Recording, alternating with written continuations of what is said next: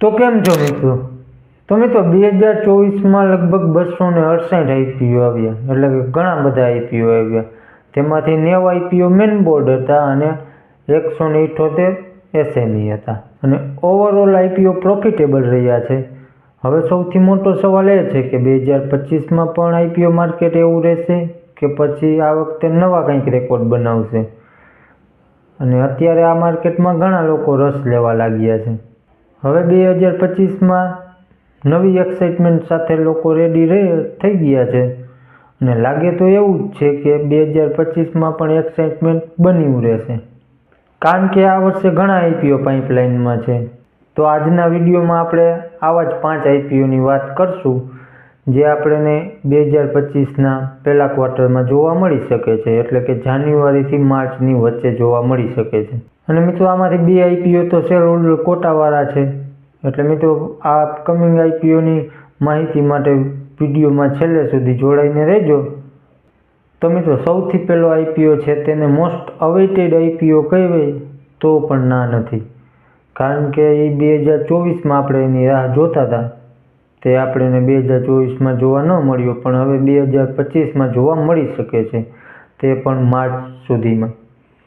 તે આઈપીઓ છે એનએસડીએલનો આઈપીઓ, જેને અપ્રુવલ સેબી તરફથી તો ઓક્ટોબરમાં મળી ગયું હતું, પણ હવે લાંબો સમય નહીં લાગે, આપણને 1-2 મહિનામાં જોવા મળી શકે છે એનએસડીએલનો આઈપીઓ. બાકી મિત્રો આ આઈપીઓ 3000 કરોડની આસપાસનો હોઈ શકે છે અને પૂરેપૂરો ઓએફએસ હોઈ શકે છે. બાકી આની પ્રાઇસ બેન્ડ કાંઈ ક્લિયર નથી, પણ અનુમાન લગાડી શકાય છે કે 750ની આસપાસ આવી શકે છે પ્રાઇસ બેન્ડ. પછી મિત્રો વાત કરીએ બીજા નંબરના આઈપીઓની. તેને હજી સેબી તરફથી એપ્રુવલ નથી મળ્યું, પણ રેકોર્ડ બ્રેકિંગ આઈપીઓ બની શકે છે. તે છે એલજી ઇલેક્ટ્રોનિકનો આઈપીઓ. આ એક સાઉથ કોરિયા બેઝ કંપની છે જે પોતાની ઇન્ડિયન સબસિડરીનો આઈપીઓ લઈને આવી રહી છે. લગભગ 15000 કરોડની આસપાસનો આઈપીઓ જોવા મળી શકે છે અને પૂરેપૂરો ઓએફએસ.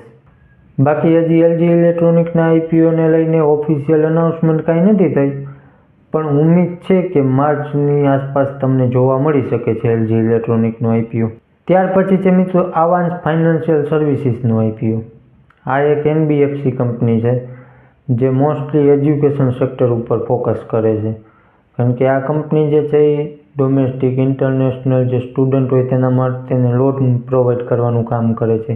ત્યાર પછી એજ્યુકેશનલ ઇન્સ્ટિટ્યૂટ હોય તેને કેપેક્સ માટે લોન પ્રોવાઈડ કરે છે.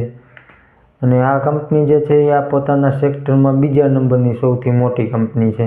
ત્યાર પછી મિત્રો આની ઇસ્યુ સાઇઝની વાત કરીએ તો લગભગ 3500 કરોડની આસપાસ જોવા મળી શકે છે આપણને ઇસ્યુ સાઇઝ, એટલે કે સારી ઠીકઠાક ઇસ્યુ સાઇઝ છે, એટલે આપણને અલોટમેન્ટ મળવાના પણ ચાન્સીસ થોડાક વધી જાય.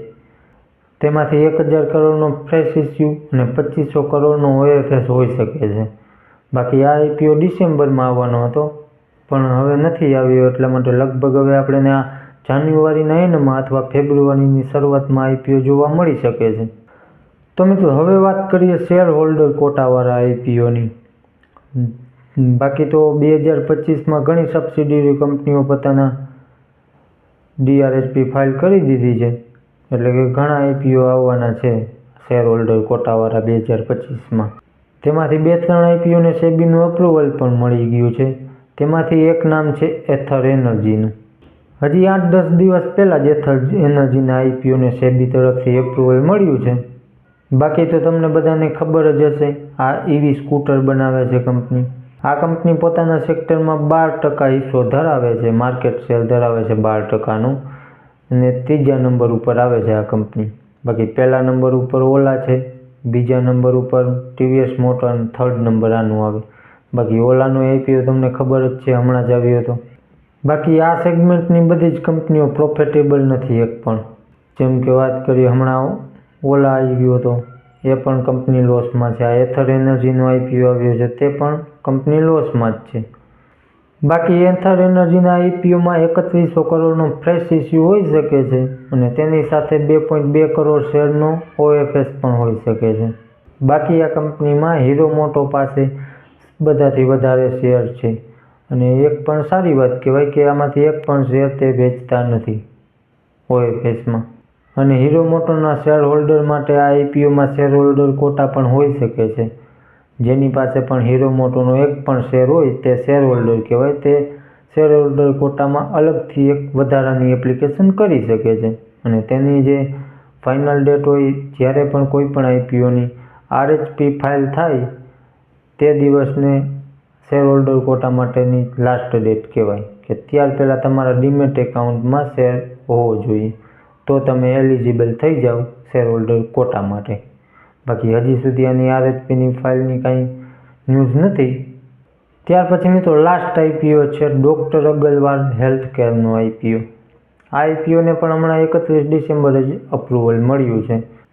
આ ડૉક્ટર અગ્રવાલ આઈ હોસ્પિટલની સબસિડરી કંપની છે. એટલે કે તમારી પાસે જો આ ડૉક્ટર અગ્રવાલ આઈ હોસ્પિટલના એક પણ શેર હોય તો તમે શેર હોલ્ડર કોટા માટે એલિજિબલ થઈ જશો, કારણ કે આમાં પણ શેર હોલ્ડર કોટા છે, હોઈ શકે છે મિત્રો. બાકી આની પણ હજી આરએચપી ફાઇલિંગની કાંઈ ન્યૂઝ નથી અને જોઈએ તો 300 કરોડની આસપાસનો ફ્રેશ ઇસ્યુ હોઈ શકે છે અને બાકી થોડા ઘણું પોર્શન ઓએફએસનું પણ હોઈ શકે છે. તો આ આઈપીઓ પણ તમને થોડુંક ટૂંક સમયમાં જોવા મળી શકે છે. તો મિત્રો આ હતા 5 આઈપીઓ જે આપણને નેક્સ્ટ 1-2 મંથમાં જોવા મળી શકે છે. તેના સિવાય 2 બીજા આઈપીઓને પણ સેબીનું અપ્રુવલ મળી ગયું છે, જેમાંથી એક છે જેએસડબલ્યુ સિમેન્ટ અને બીજો છે વિક્રમ સોલાર. જેમાંથી જેએસડબલ્યુ સિમેન્ટમાં તમને શેર હોલ્ડર કોટા પણ હોઈ શકે છે. બાકી આ બંને આઈપીઓ પણ લાઇમલાઇટમાં રહેવાના છે. તો મિત્રો આ હતી આપણી આજની અપડેટ. વિડીયો સારો લાગ્યો હોય તો એક લાઇક કરી દેજો, ચેનલમાં નવો હોય તો સબસ્ક્રાઈબ કરી દેજો, બાકી મોકલી દેજો તમારા મિત્રોને જે પણ સ્ટોક માર્કેટ આઈપીઓનું કરતા હોય તેને. ચાલો મિત્રો મળશું નેક્સ્ટ વિડીયોમાં.